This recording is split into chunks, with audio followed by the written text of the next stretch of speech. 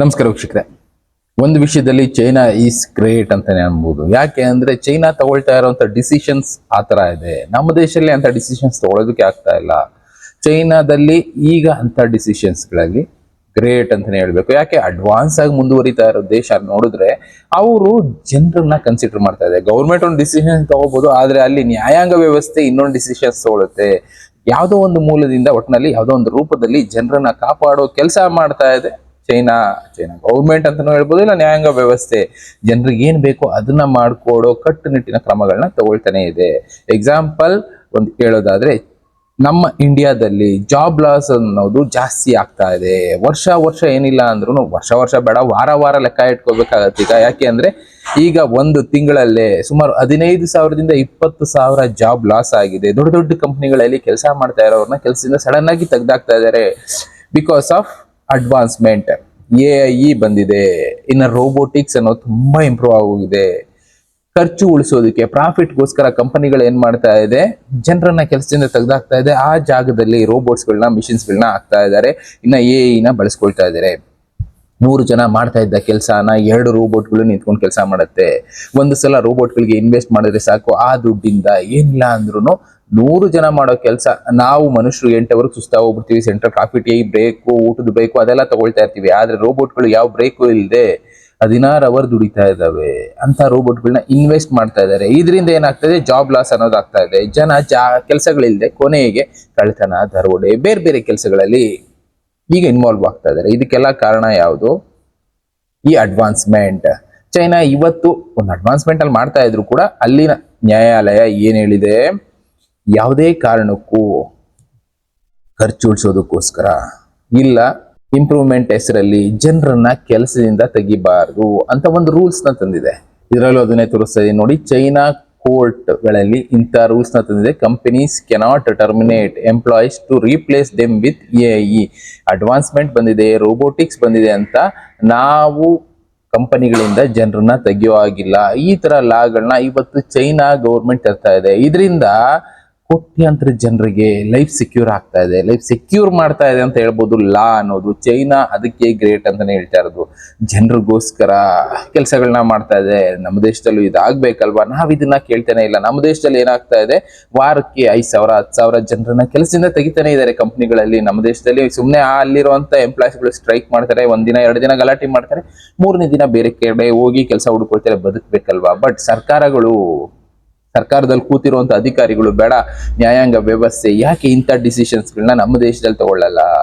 ಯಾರನ್ನೇ ಕೆಲಸದಿಂದ ತೆಗಿಬೇಕು ಅಂದ್ರೆ ಯಾಕೆ ಯೋಚನೆ ಮಾಡಲ್ಲ? ತಿಂಗಳಲ್ಲಿ 15,000 20,000 ಜನ ಕೆಲಸದಿಂದ ತೆಗೆದಾಕ್ತಾರೆ ಅಂದ್ರೆ ಅವ್ರ ಮುಂದಿನ ಭವಿಷ್ಯ ಏನು? ಕೆಲಸ ಎಲ್ಲೂ ಸಿಗ್ಲಿಲ್ಲ ಅನ್ಕೊಳ್ಳಿ, ಅವ್ರೇನ್ ಮಾಡ್ತಾರೆ? ಕಳ್ತನಕ್ಕೋ ಇಲ್ಲ ದರೋಡೆಗೋ ಇಲ್ಲ ಕೊಲೆ ಮಾಡೋದಕ್ಕೆ ಏನೋ ಒಂದಕ್ಕೆ ಹೋದ್ರು ಅಂದ್ರೆ ಅದಕ್ಕೆ ಕಾರಣ ಯಾರು? ಸರ್ಕಾರನ ಇಲ್ಲ ವ್ಯವಸ್ಥೆನ ಇಲ್ಲ ಈ ಅಡ್ವಾನ್ಸ್ಮೆಂಟ್? ಯಾವ್ದು ಕಾರಣ ಆಗುತ್ತೆ? ಇದಕ್ಕೆ ಉತ್ತರನೇ ಸಿಗ್ತಾ ಇಲ್ಲ ಅಲ್ಲ. ಇದಕ್ಕೆಲ್ಲ ಉತ್ತರ ನಾವೇ ಕೇಳಬೇಕು, ನಾವೇ ಪಡ್ಕೋಬೇಕು. ಬದಲಾಗಬೇಕು ಕಾನೂನು, ಬದಲಾಗಬೇಕು ನ್ಯಾಯಾಂಗ ವ್ಯವಸ್ಥೆ. ಅಲ್ಲಿ ಬದಲಾಗ್ತಾ ಇದೆ ಚೈನಾದಲ್ಲಿ. ಅದಕ್ಕೋಸ್ಕರ ಚೈನಾ ಗ್ರೇಟ್ ಅಂತಾನೆ ಹೇಳ್ಬೇಕು. ನಮ್ಮ ದೇಶದಲ್ಲಿ ಏನಾಗ್ತಾ ಇದೆ, ಜಾತಿ ಧರ್ಮ ಬೇರೆ ಇದರಲ್ಲೇ ಜಗಳ ಆಡ್ಕೊಂಡು ಬದುಕ್ತಾ ಇದೀವಿ. ವಿದ್ಯೆಗೆ ಅಷ್ಟೊಂದು ವ್ಯಾಲ್ಯೂ ಕೊಡ್ತಾ ಇಲ್ಲ, ಆರೋಗ್ಯಕ್ಕೆ ವ್ಯಾಲ್ಯೂ ಕೊಡ್ತಾ ಇಲ್ಲ. ನಮ್ಮಲ್ಲಿ ಏನ್ ಬೇಕು, ಜಾತಿ ಧರ್ಮ ಇದೇ ಇಂಪಾರ್ಟೆಂಟು. ಪೊಲಿಟಿಕ್ಸು ಅವ್ರು ಯಾರೋ ಕೂತಿರೋರು ದುಡ್ಡು ಮಾಡ್ಕೊಳ್ತಾರೆ. ಈ ಜಾತಿ ಧರ್ಮದ ಹೆಸರಲ್ಲಿ ನಮ್ಮನ್ನೇ ಒಡೆದು ಡಿವೈಡ್ ಮಾಡಿ ಅವ್ರ ಅಧಿಕಾರ ನಡೆಸಿ ನೆಮ್ಮದಿಯ ಖುಷಿಯಾಗಿದ್ದು ಎಲ್ಲೋ ಅವ್ರ ಮಕ್ಕಳನ್ನ ಫಾರಿನ್ ಸೆಟ್ಲ್ ಮಾಡಿ ಹೊರಟೋಗ್ತಾರೆ. ಬಟ್ ಇಲ್ಲಿರೋರು ಏನ್ ಮಾಡಬೇಕು? ಅವ್ರ ಎಲೆಕ್ಷನ್ ಟೈಮ್ನಲ್ಲಿ ಕೊಡ್ತಾರಲ್ಲ ಆ ಕಾಸಿಗೆ ಅವ್ರ ಹಿಂದೆ ಅಲ್ಕೊಂಡು ಸುತ್ಕೊಂಡು ಕೊನೆಗೆ ಅವ್ರಿಗೆ ಜೈ ಎಂದು ಓಟ್ ಹಾಕೊಂಡು ಮನೇಲಿ ಮಲಗಿರ್ಬೇಕಾಗಿದೆ. ಕೆಲಸ ಎಲ್ಲೂ ಸಿಗ್ಲಿಲ್ಲ, ಮನೇಲಿ ಬೈತಾ ಇರ್ತಾರೆ. ಎಷ್ಟೋ ಜನ ಸೂಸೈಡ್ ಮಾಡ್ಕೊಳ್ತಾ ಇದ್ದಾರೆ. ವರ್ಷಕ್ಕೆ ಏನಿಲ್ಲ ಅಂದ್ರೂ ನಮ್ಮ ದೇಶದಲ್ಲಿ ಅದು ಇದು ಕಾರಣಗಳಿರುತ್ತೆ. ಅದನ್ನ ಬಿಟ್ಟು ಕೆಲಸ ಇಲ್ಲ, ಜವಾಬ್ದಾರಿ ಜಾಸ್ತಿ ಆಗಿದೆ, ಮನೆ ಪ್ರೆಷರ್ ಇದೆ. ಇದೆಲ್ಲಾ ಕಾರಣದಿಂದ ಏನಿಲ್ಲ ಅಂದ್ರೂ 10ರಿಂದ 12,000 ಜನ ಸೂಸೈಡ್ ಮಾಡ್ಕೊಳ್ತಾ ಇದ್ದಾರೆ. ಇದಕ್ಕೆ ಯಾರು ರೆಸ್ಪಾನ್ಸಿಬಲ್? ಉತ್ತರನೇ ಸಿಗೋದಿಲ್ಲ, ಉತ್ತರ ಕೊಡೋದೇ ಇಲ್ಲ. ಆದ್ರೆ ಚೈನಾದಲ್ಲಿ ಇದಕ್ಕೆಲ್ಲ ಉತ್ತರ ಕೊಡೋ ಕೆಲಸ ಮಾಡ್ತಾ ಇದ್ದಾರೆ. ಒಬ್ಬ ವ್ಯಕ್ತಿ ಕೆಲಸ ಇಲ್ಲ ಅಂತ ಏನಾದ್ರೂ ಹೆಚ್ಚು ಕಡಿಮೆ ಮಾಡ್ಕೊಂಡ್ರೆ ಅದಕ್ಕೆ ಕಾರಣ ಏನು, ಇನ್ವೆಸ್ಟಿಗೇಷನ್ ಮಾಡ್ತಾರೆ, ಅದಕ್ಕೆ ಉತ್ತರ ಕೊಡೋ ಕೆಲಸ ಮಾಡ್ತಾರೆ. ಆದ್ರೆ ನಮ್ಮ ದೇಶದಲ್ಲಿ ಆಗ್ತಾ ಇದೆಯಾ? ಟರ್ಮಿನೇಷನ್ ಅನ್ನೋದು ಈಸಿಯಾಗಿ ಮಾಡ್ತಾ ಇದಾರೆ ನಮ್ಮ ದೇಶದಲ್ಲಿ. ಯಾಕೆ? ರೋಬೋಟ್ಗಳನ್ನ ಹಾಕು, 10 ಜನ ಮಾಡೋ ಕೆಲಸನ ಒಂದು ರೋಬೋಟ್ ಮಾಡುತ್ತೆ, ಹೋಯ್ತು 5 ಲಕ್ಷ ಒಂದ್ಸಲ ಇನ್ವೆಸ್ಟ್ ಮಾಡ್ಬಿಟ್ರೆ ಲೈಫ್ ಟೈಮ್ ನಮ್ಗೆ ಹೆಂಗೋ ನೆಮ್ಮದಿಯಾಗಿರ್ಬೋದಲ್ಲ ಅಂತ ಯೋಚನೆ ಮಾಡ್ತಾ ಇದಾರೆ ನಮ್ಮ ದೇಶದಲ್ಲಿ. ಹಿಂದೆ ಒಂದು ಕಾನೂನು ಇತ್ತು, ಯಾವುದೇ ಕಂಪನಿ ರೋಬೋಟಿಕ್ಸ್ ನ ಇನ್ವೆಸ್ಟ್ ಮಾಡೋದಕ್ಕೆ ಮುಂಚೆ ಅಲ್ಲಿ ಅನ್ಎಂಪ್ಲಾಯ್ಮೆಂಟ್ ರೇಟ್ ಏನಿದೆ ಇದನ್ನೆಲ್ಲ ಸ್ಟಡಿ ಮಾಡಿ ಮಾಡ್ಬೇಕಾಯ್ತು. ನಮ್ಮ ದೇಶದಲ್ಲಿ ಈಗ ಅನ್ಎಂಪ್ಲಾಯ್ಮೆಂಟ್ ರೇಟ್ ತಗೊಳ್ಳೋದಾದ್ರೆ ಈ ರೂರಲ್ ಸೈಡ್ ಅಲ್ಲಿ ಇಲ್ಲೇ ತೋರಿಸ್ತಾ ಇದ್ದೀನಿ ನೋಡಿ, ಅರೌಂಡ್ 5% ಅನ್ಎಂಪ್ಲಾಯ್ಮೆಂಟ್ ರೇಟ್ ಇದೆ. ಇನ್ನ ಸಿಟಿ ಸೈಡ್ ನಮ್ಮ ಕಡೆ ಬಂದ್ಬಿಟ್ರೆ ಅರೌಂಡ್ 30% ಅನ್ಎಂಪ್ಲಾಯ್ಮೆಂಟ್ ರೇಟ್ ಇದೆ ಯೂತ್ ಅಲ್ಲಿ. ಅದನ್ನೇ ಹೇಳ್ತಾ ಇದ್ದಾರೆ. ಇನ್ನ ಜೆಂಡರ್ ವೈಸ್ ತಗೊಂಡ್ರು ಅಲ್ಲೂ ತೋರಿಸ್ತಾ ಇದ್ದಾರೆ 9% ಅನ್ಎಂಪ್ಲಾಯ್ಮೆಂಟ್ ರೇಟ್ ಇದೆ. ಹೆಚ್ಚು ಕಡಿಮೆ 100 ಜನ ಇದ್ದಾರೆ ಅಂದ್ರೆ 9 ಜನ ಕೆಲಸ ಹುಡುಕ್ತಾನೆ ಇರ್ತಾರೆ. ರೀಸೆಂಟ್ ಆಗಿ ಇದನ್ನೆಲ್ಲ ನೀವು ನೋಡಿರ್ತೀರಾ ಆರ್ಟಿಕಲ್ಗಳನ್ನ. ಒಂದು ಪೋಸ್ಟ್ ಇದೆ ಅಂದ್ರೆ ಸುಮಾರು 1,000 ಜನ ಅಪ್ಲೈ ಮಾಡಿರ್ತಾರೆ. ಗೌರ್ಮೆಂಟ್ ಪೋಸ್ಟ್ ರೀಸೆಂಟ್ ಆಗಿ ಕರ್ನಾಟಕದಲ್ಲೇ ಕಾಲ್ ಮಾಡಿದ್ದು 2,000 ಪೋಸ್ಟ್ಗೆ ಅಪ್ಲೈ ಮಾಡಿದವರು ಸುಮಾರು 6 ಲಕ್ಷ ಜನ.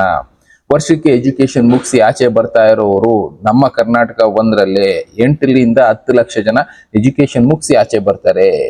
ಎಲ್ಲಿ ಹೋಗ್ಬೇಕು ಕೆಲಸಕ್ಕೆ? ಕೆಲಸಗಳು ಸಿಗ್ತಾ ಇಲ್ಲ. ಇದಕ್ಕೆಲ್ಲ ಪ್ಲಾನಿಂಗೇ ಇಲ್ಲ ನಮ್ಮ ದೇಶದಲ್ಲಿ. ಫ್ರೀ ಸ್ಕೀಮ್ಗಳಿಗೆ ಪ್ಲಾನ್ ಇದೆ, ಬೇರೆ ಬೇರೆ ಇದಕ್ಕೆ ಪ್ಲಾನ್ ಇದೆ, ಬಟ್ ಜನ ಬದುಕೋದಕ್ಕೆ ದಾರಿಗಳನ್ನ ತೋರಿಸ್ತಾ ಇಲ್ಲ. ಅಡ್ವಾನ್ಸ್ಮೆಂಟ್ ಅದು ಇದು ಹೆಸರಲ್ಲಿ ಈ ತರ ಹೋಗ್ತಾ ಇದೆ.